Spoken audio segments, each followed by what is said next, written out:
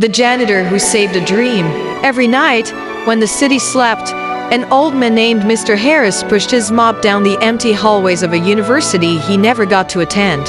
Students rushed past him every day, heads full of ambition, earbuds in, never noticing the men who quietly kept their world clean. Mr. Harris wasn't always a janitor. Once, he was a student there to top of his class, full of ideas. But when his father got sick, he dropped out to work, promising himself he'd return next semester. That was 40 years ago. One night, as he cleaned the lecture hall, he saw a young student crying at her desk. Her name was Maya. She was failing physics, ready to quit school and go back home.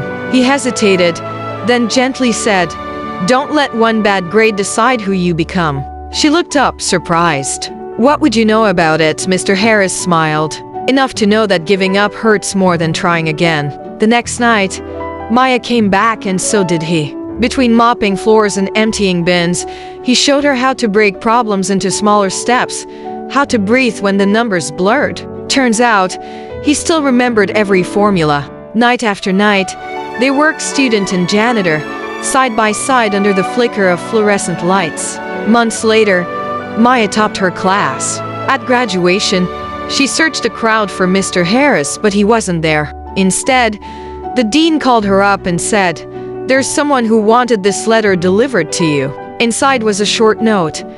"You reminded me what learning feels like. Thank you for letting me finish my lesson."